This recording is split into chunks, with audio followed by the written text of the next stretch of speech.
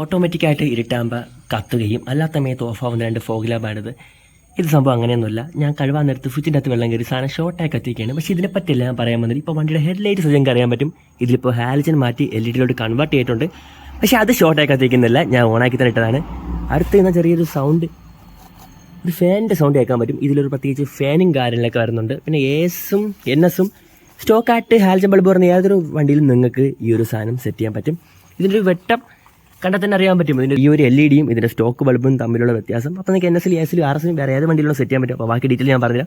നമുക്ക് ഇതൊന്ന് ഓഫ് ആക്കിയിട്ട് സംസാരിക്കാം. ഇനി ചിലപ്പോൾ ഇനി വണ്ടി ഓൺ ആയിക്കൊള്ളണമെന്നില്ല. അപ്പോൾ ഈ ഒരു സാധനം AS-ൽ സെറ്റ് ചെയ്യണമെങ്കിൽ നിങ്ങൾക്ക് ഇതിലിപ്പോൾ AS-ലാണെങ്കിൽ ഡിമ്മ് താഴെയും ബ്രൈറ്റ് ടോപ്പിലാണ് വരുന്നത്. ഇതിൽ നിങ്ങൾക്ക് ബ്രൈറ്റ് മാത്രമേ കൺവേർട്ട് ചെയ്യാൻ പറ്റൂ.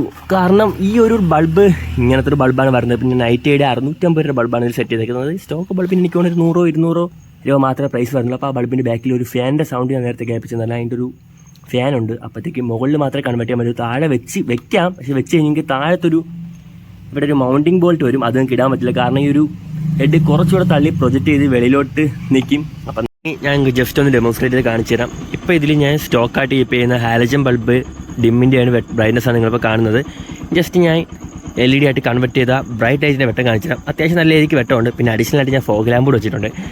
അത് വിട്ട് കഴിഞ്ഞാൽ അത്യാവശ്യം നല്ല രീതിക്ക് വെട്ടം കിട്ടും. പിന്നെ ഫോഗ് ലാമ്പ് ഞാൻ കറക്റ്റായിട്ട് അഡ്ജസ്റ്റ് ചെയ്ത് താഴത്തെ ഭാഗത്തിൽ അടിക്കുന്നില്ല വെച്ചേക്കുന്നത്. അതുകൊണ്ട് മറ്റുള്ളവർക്ക് ഒരു ബുദ്ധിമുട്ടാവുമെന്ന് എനിക്ക് തോന്നുന്നില്ല. ഫോഗ് ലാമ്പ് ഓഫ് ചെയ്തിട്ടുണ്ട്. ഇതാണ് ഇതിൻ്റെ ഒരു വെട്ടം.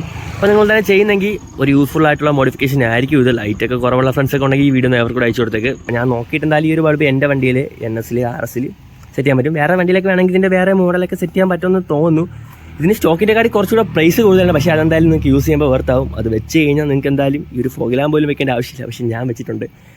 അത് ചില സാഹചര്യങ്ങളിൽ ഫോഗ് ലാമ്പിൻ്റെ ആവശ്യമുണ്ട്. പിന്നെ ഈ ഒരു ബൾബ് കൺവേർട്ട് ചെയ്യുന്നതിന് മുമ്പാണെന്നാണ് ഞാൻ ഫോഗ് ലാമ്പ് വെച്ചത്. അതാണ് ഇപ്പോൾ അവിടെ തന്നെ. പിന്നെ കുറച്ച് ലുക്കിനൂടെ വേണ്ടിയാണ് ഞാൻ അവിടെ തന്നെ വെച്ചേക്കുന്നത്. അപ്പോൾ ഇതൊരു വേറെ ഒരു ഷോർട്ട് വീഡിയോ ആണ്. അപ്പോൾ വീഡിയോ കണ്ടിട്ട് അതേണക്ക് ഇറങ്ങിപ്പോവാതെ ഈ വീഡിയോ ഒന്ന് ലൈക്ക് കൊടുത്ത് എൻ്റെ ചാനലൊന്ന് സബ്സ്ക്രൈബ് ചെയ്തേക്ക്.